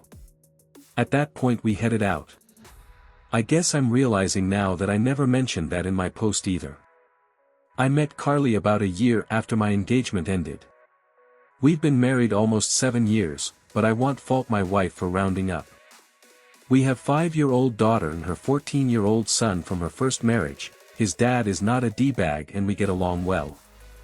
My stepson calls me Kevin, probably always will, but we still have a really good relationship I wouldn't trade for anything. When we got back into the car, Carly looked at me and said, "See, it's fun to be petty sometimes." I just nodded and thought to myself, yeah, it really was. I haven't gotten another email from Emily, so I'm thinking she got the hint. I'm having a baby tomorrow and I'm not ready for what's ahead. So yeah, basically I made a really stupid mistake. I was fat and I was closed off from the world and I didn't leave my house. I made one friend and I got out and became a completely different person. I met somebody and we are now having a baby. I was never with any guy in even a stupid relationship way and definitely not sexually before him. He's never been in a relationship with me and it's been over a year of us doing stuff. He has other kids and he's currently messing with another girl who recently had a baby that isn't his. He was there for this girl with her whole pregnancy too. I found out about what he had with her a day before I found out I was pregnant. I don't have anybody to show me how to be a mom and I don't know anything. I don't know what to do. I don't want to live this life anymore. Edit. I don't want anybody to believe what I've wrote means that I don't love my baby or have the resources to take care of her. I just don't know if me as what I am now is mentally able to handle this. I never thought I'd have a baby. I have a thing about being alone and that's how I feel. I'm completely terrified of being a bad mom and not teaching her the right things in this messed up world. We never know what to expect with anything. I thank everybody for their advice and support. I have a long road ahead of me and a lot of decisions I still have to make. Edit 2, abortion isn't an option, obviously. If I wanted that then I wouldn't be having a baby in 10 hours. I've stated I absolutely love my baby and wouldn't have aborted her even if I did not want to raise her myself. I took the action to create her and it's not fair for me to just throw away a life due to my actions and not wanting to face reality. Next story. I have been wearing duct tape bras instead of real ones all week. I have huge boobs. So if I sleep on my side the wrong way sometimes I wake up and my chest hurts. I slept so badly the offer day that I think I pulled a muscle in my chest. When I woke up it hurt so bad that I couldn't even move my arm/shoulder to get out of that position. My chest right over my sternum had been sore and only getting worse for a few days. Every movement of my arms hurt and especially any movement of my boobs hurt. If my boobs moved or shifted even in my bra, they pulled on my chest and caused some pain. Even though bras support me, gravity still works and boobs kind of act like a liquid in a bag, so they moved enough to cause pain. I found that if I held my boobs while bending over/walking my chest didn't hurt. Out of desperation I grabbed duct tape and hit my boobs with like 10 layers and I have never been so comfortable. No band digging into my back and no straps cutting into my shoulders and no boobs pulling on my chest uncomfortably. It also looks fine with a shirt on. Do I have worn this to work? It looks psychotic without a shirt, lol. The tape is mildly irritating to the skin but it's still less painful. I either shower the tape off or sweat it off by the end of the day.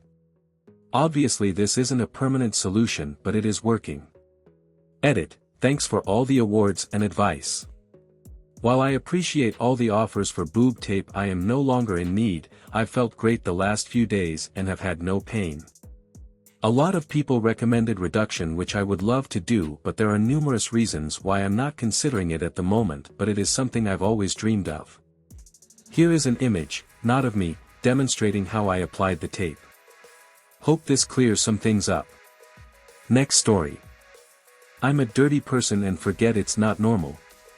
I just went out with some friends and they parked at my apartment. They were going to get an Uber home but came inside to smoke real quick. I didn't really think much of the state of my place, but they lost it and made jokes the whole time about how dirty it was. Didn't even want to sit down anywhere or hang out. I could tell the wish they never came inside. I do struggle with depression and that's a big part of it. I feel so exhausted by the smallest tasks sometimes. I personally didn't think it was that bad, but I also know I'm used to it because this was also how I grew up. I want to change, don't get me wrong, it's just hard to break a cycle. Just feeling so embarrassed and lost. Next one. I left a note on my boss's computer saying one of our coworkers was snorting Xanax in the bathroom. They got fired. I had this coworker who was hiding their drug addiction. They would go to the bathroom for 30+ minutes and come back with their eyes dilated, acting weird, and would avoid ringing people out for hours. At the end of the night, their drawer would be missing a ton of money or they would be overcharging people on their debit cards. A lot of people noticed their change in behavior after going to the bathroom, but no one knew why. I used to take Xanax for anxiety, so one day I went to the bathroom after this person did. I saw white powder on the sink and they stupidly left a pill on the floor. I immediately recognized it and put 2 and 2 together. My boss a few days before was talking to the ASM about them and if they noticed any changes in their work and behavior. When no one was around, I wrote on a sticky note that I found Xanax in the bathroom and that they went before me. I taped the pill to the sticky note as well, probably not smart, but he found the note 5 minutes after I put it there. He talked to them about what he was told and they confessed that they were doing drugs in the bathroom. They were fired immediately. I felt bad. The company had resources for mental health and drug addiction, so I thought that's what would happen, but they were doing it at work. My boss had to fire them. A year later, they came into work to purchase some things and told us that they went to rehab after being fired. They were 6 months sober and had a job where they were helping them with their recovery. They said that being fired was the cherry on top for them. Their past 2 jobs also fired them for doing drugs at work. So it was a big wake-up call for them. They looked really good and happy. We were all proud. Still to this day, no one knows it was me that made that note. Edit, the powder was white so it could have been Coke, but I recognized the bar. This person told the team when they first started that they used to be addicted to heroin and Xanax. I had confronted them about their behavior before and they said they were tired and had things going on at home. A few other coworkers did the same thing and got the same answer, should have gone to manager face to face instead of the sneaky note. I didn't know what to do at the time. I have never run into this before. I've learned from it for sure. Next story. I don't think my dad is actually my biological dad. I am 23F and I recently got diagnosed with a genetic blood clotting disorder. Which is fine, except no one else in my family, nor extended family, have this genetic blood clotting disorder. I've been asking family and they've all said they do not know someone who has had a blood clot. Recently, my sister had an emergency surgery and I asked my mom if said sister should get genetically tested for it because a surgery is what triggered my factor V to activate. I have factor V Leiden. My mom told me to stop asking people if they have it and that she is confident my sister doesn't have it. My mom had 5 kids and we all have the same dad allegedly. Part of me thinks we don't, or at least, I don't have the same dad. Next story. I can't take the self-diagnosed mental health issues anymore. I am a 33F, ADHD diagnosed woman. Got the diagnosis in 1996 after almost failing school. The whole treatment I was subjected to was to help me control symptoms and live better in society, not inconvenience myself and others. I have some real autistic friends with the same outlook. Now in the past goddamn 7 years I have to listen to absolute nonsense in the internet all the time. A bunch of self-diagnosed people that just use their made-up mental diseases as excuses. That makes the community look so bad. I can't tell any employers I have ADHD because they will presume I will refuse to show up to work and say I have a mental illness, and be a completely entitled and unmanageable mess. I've seen people using ADHD to justify screaming with their partners, cheating, not delivering promises, being lazy, not putting any effort. Ah no, please. My roommate is a 26 years old, wrote me a massage calling my hygiene concerning, and me disrespectful because I left a dish in the sink overnight, and when I confronted her and said she can't talk to me this way she started crying like a big baby and said she doesn't know how to express herself because rot her autism. Is it a carte blanche for you to be an absolute dickhead with no consequence now? I have actual autistic friends, they have issues looking me in the eye and knowing when to talk, but all of them, every single one, can take accountability when you inform them. I just can't take this shit anymore. Another roommate would make my life miserable with every fucking little sound because he had misophonia.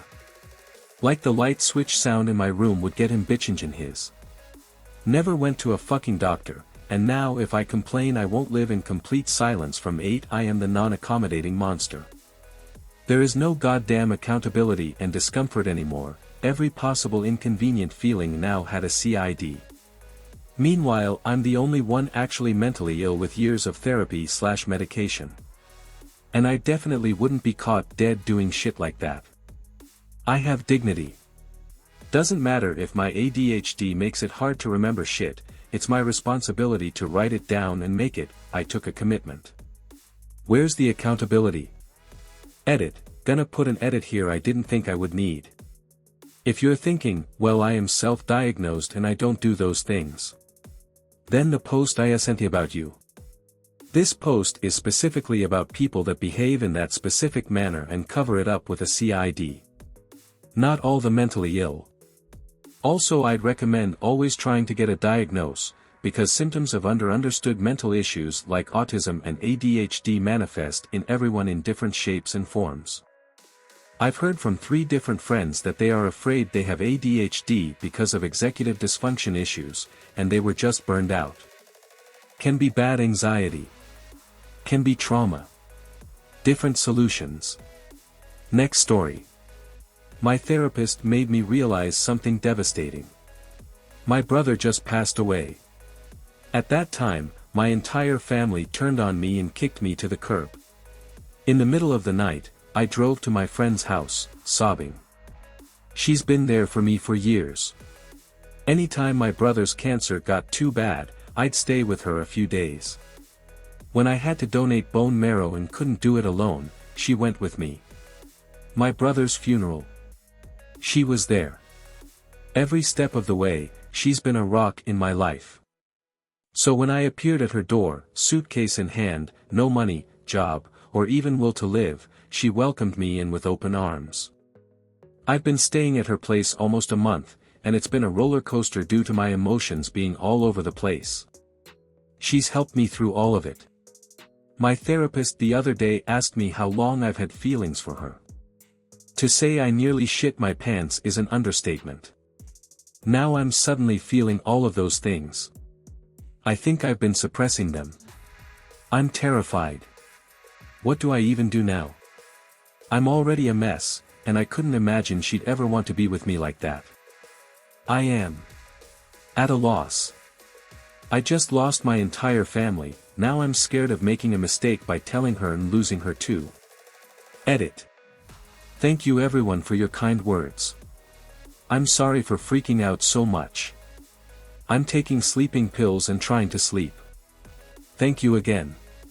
Edit 2. I went to bed and woke up and had an immediate panic attack over all the comments on here. Not bad, just a lot more than I was expecting. Thank you everyone for your comments. I'll try to reply to some. To clear stuff up, I'm a man. My friend is a gender-fluid AFAB person who goes by she/he depending on the day. My family kicked me out because my mom doesn't want to look at me anymore, says I look too much like Chris. On top of a lot of personal stuff I'd rather not talk about. Therapist's comment was a one-off thing. I don't think it was meant to be malicious. I think he was just curious, or maybe he thought we were a couple. Ick. I'll talk to him. Thanks again everyone for your comments and concerns.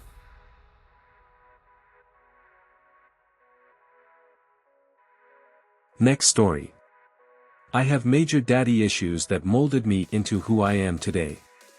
I am a 42-year-old woman, and I am a survivor of sexual abuse. When I told my mother what my father was doing after trying to cut my wrist at 8 years old, I remember her saying to me, "Don't worry, I'll talk to him," like I was telling her he ate my favorite cookie or something. For a while nothing happened, and it was never mentioned again. Then one day me and my siblings were packed in a car with my mom and we were moving across state to live with Grandma, my mother's mom. Still, nothing was ever said about what I told her. We lived there for a few months, and that is when my step-grandpa started doing things to me. I just took it because, well, I really didn't know what else to do. Clearly telling someone just gets me moved into another bad situation, and at least now it doesn't hurt anymore, no penetration. Me and my younger sister would have to stay the night and lot at Grandpa's, and one of us had to sleep with him and the other had to sleep on the couch, and me and my sister would always fight about it. She wanted to sleep on the bed, and I just was not having that. Not for her. So I put myself in that situation. I put myself in his bed. I even fought for that spot. When I was about 12, my mom put me in counseling for being an out-of-control kid, go figure. My very first session, and it was like I projectile vomited all the bullshit all over the counselor, poor lady. I told her about my father and what he did, and about his two brothers and what they did, and about my grandpa and what he was doing. She brought my mom into the room and my mom acted like it was the first time hearing this.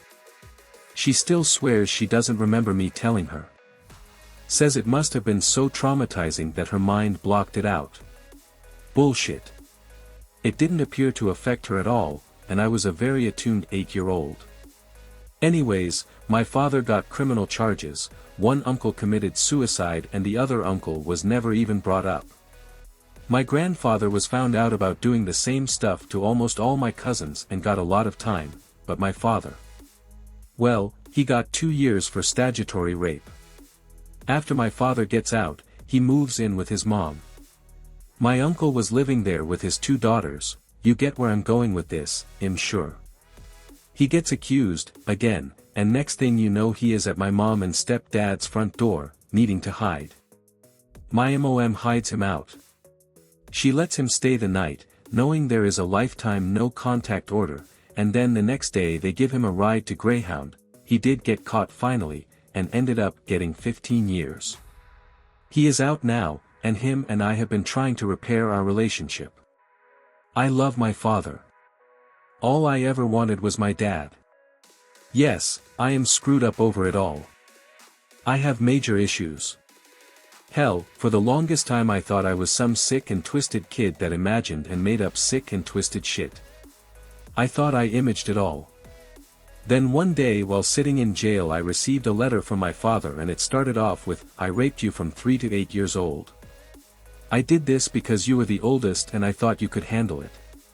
You are the way you are, self-worth issues, because that is the way I trained you to be." Getting that letter lifted so much weight off my shoulders. I was no longer crazy. I used what happened to me as a reason to reject growth. I turned to drugs and abusive relationships. I went to prison a few times and tried killing myself more times than I can count. I don't know what a healthy relationship is and have never been in one, and I am in my 40s now. I have self-worth issues, trust issues, daddy issues. I had my first kid when I was 15 and was scared shitless to change her or give her baths because I was old. My father did what he did because it was done to him, so I always imagined him doing some sort of Jekyll and Hyde thing and turning into this monster that had no control over his actions and doing these things. So I worried that if that was how it worked, and he did that because it was done to him, well, it was done to me too, so I wasn't willing to risk that monster getting into me and me doing that to my baby. I was so young and confused and so scared of myself. Anyways, my point to all that is that yes, I allowed it to control my life. I allowed my past hurt and trauma to take the steering wheel and decide everything for me. That lost little girl who had such a distorted view and idea of life because the one person who was supposed to protect her and keep her safe from all the evils of this world was the person who introduced her and was the evil in her world. And that little girl controlled me. Molded me. Made me who I was. But, there came a point in life where I had to say goodbye to that little girl and let go of it and allow myself to grow. If I didn't, I would have just allowed her to drown me. So yeah, here I am, a work in progress. I used to be a victim and I played that well, but once a victim mentality sets in, you are always finding yourself as a victim, and I got tired of living like that, so I am now a survivor. I am able to forgive now. I am able to focus and trying to work on myself and love myself. I am able to help others in my line of work, and I am working on understanding that sex does not equal love, as I was once taught as a child. Wow. I can't believe I just let this all out like this. I haven't been feeling too good with my mental health lately, and I saw a post about someone's mother covering up their father's misconduct with a 16-year-old, and suddenly this all came out. Guess I needed it. Thank you everyone for allowing me this. Next story. Invited to a pool party, ended up being a poo party. Pile of poo. When I was 14, I was invited to a pool party with a bunch of my classmates. The house also belonged to the parents of a girl I had a crush on. Let's just say I ate one too many burgers from the grill and my stomach was in shambles. I scrambled to the bathroom and pulled down my swim trunks, but I didn't make it in time. I ended up shitting all over the bathroom rug. There was nothing I could do to fix the situation and the thought of rolling up the rug and throwing it in the cupboard never crossed my mind. During my state of panic I realized the rug was double-sided, so I flipped it over, cleaned off my feet and went back in the pool. There was never another pool party invitation. 20 years later and I would like to sincerely apologize to the Harper family. Next story. I'm convinced I'm living in an augmented reality. I'm 38 years old and it was just recently, couple years ago I found out my mom was born the same year as my dad and is the same age as him. All my life I swear she was born a few years apart and was a couple years younger. I'm convinced I'm living in an alternative reality and I must have died or something a few years ago, maybe in 2019 when I was in a roll-over car wreck or by suicide that year because I had planned it out and was in a really thought time of my life that year. Ever since that year I've noticed things have been a little off. Little off with friends and family and just the entire world. Then one day I was asking my mom the year she was born and she told me the same year my dad was born. I didn't believe her and I still don't. As I was typing this and rereading it, a towel randomly fell off where it was hanging in the bathroom. There's no breeze in here and the vents aren't even blowing. The house is still. I think that might have been someone from the other veil trying to get my attention. Next story. I flashed an old lady at the grocery store today. I, 27F, just had a baby. I can't believe I have to make this edit, but I didn't actually pop a baby out and go to Walmart.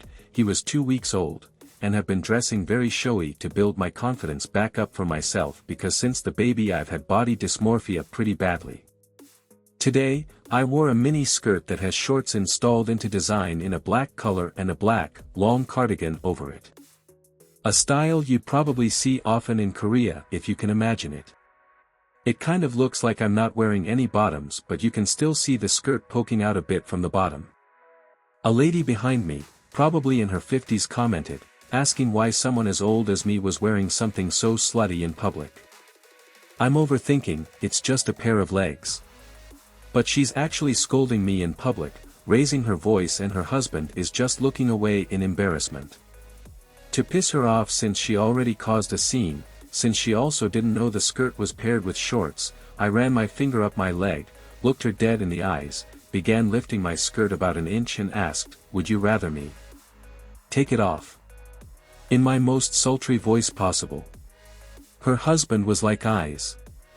She started freaking out and said I should change into something more appropriate, and even rudely offered to buy me trousers, and told me again to take my skirt off. So I just looked at her, I looked at her husband and smiled. And then wide-eyed I screamed like pretty loudly and lifted my skirt and flashed her. Of course, there was shorts underneath and nobody saw anything, but her initial reaction was disgust and red-faced anger. She screamed too. Her husband was laughing. Everyone was looking at me like was crazy. Maybe I am. The end. Next story. My stepmom made me have a beard at 14, as a girl. Let me explain. I have PCOS, which means I have a lot more testosterone than the normal woman. Side effects include having thick, dark hair in areas such as the face, neck, backs, and chest. When I was a teenager, my stepmom used to forbid me from touching my own facial hair, and would only do it herself, like every 4 to 6 months. Consequently, as a young teenage girl, I used to walk around my house with a short beard. I wore a headscarf outside so others would not notice. I wanted to share this to say to parents with girls that have PCOS, please don't do things like this. It broke the way I viewed myself. I've always struggled with my femininity, and since I was young I felt like I had a disgusting, unlovable body. My brother used to make fun of me for it. It seemed so unfair to have to look in the mirror and see facial hair when I was supposed to be a young girl. I also just wanted to share with any ladies that have PCOS, that I know it's hard, but it doesn't mean you are not beautiful. You are as valid as women as anyone else. You're not alone when you have to do things like shave your face every day, or spend hundreds on hair removal items, or have acne. I get you. And others do too. You are beautiful. Stay strong, people raised fist. Next one. I once did a number 2 in while inner tubing and it haunts me still. When I, 25F, was 17, I went to visit my sister, 21 at the time, out of state for a week during the summer. She had plans to go tubing with a group of friends during the time I was there, so I tagged along. It was a several-hour-long tubing trip down a long and wide river. We were all drinking, and at one point I realized I really had to take a dump. I kind of panicked a little, and I asked my brother-in-law what I should do, because I knew I couldn't have the whole group pull off and stop to wait for me to poop, and I didn't want to get left behind as I had no idea where the campsite was we were going to be stopping at. He very nonchalantly, and drunkly, told me to just pull back real quick and go in the river. So I got just far enough behind to pull off to the side so I could inconspicuously pull my swimsuit to the side and drop a couple logs while still kind of floating down the river. It was a clean one and I went about the trip hardly even thinking of it. But now, it kind of haunts me. Edit, certainly did not expect this to garner so much attention. I'm definitely relieved to know this is not the biggest crime in humanity, and I can look back on it as a funny story instead of a mark on my character. I love hearing everyone's aqua dump stories. Next one. I cannot stop sleeping on the floor, it's bloody amazing. Against the judgmental stares and grumbles of my partner and family, I, 20F, cannot stop sleeping on the floor. Ever since a mind-melting hangover had me on the floor, cradled in a duvet alongside my open sliding door, whenever possible I am sleeping on the cold hard floor. I'm currently stressed in summer school, and the one thing that keeps me pushing through 4-hour 5% quizzes of programs on programs is the promise of finally returning home to curl up on my floor. Not to cry LOL, but to straight up curl up in a corner, turn on a podcast, and pass out. I haven't slept this well in months, the floor is so kind, comforting, and welcoming to me. I wake up with a good back, good neck, good hips, stuff that I've groaned about in my very lovely, albeit not firm enough bed. It's at the point where when I stay the night at my boyfriend's place, I lay awake and stare at the floor as he snores like a damn tractor beside me. It's just so good and I cannot rate it enough. I may be exhausted and a little hysterical as I continue my studies late into the year, in my country anyways, but good God, do I love my floor. Next bed might just be a very thin futon if this floor business holds up. Anyways, thanks for reading, had to share.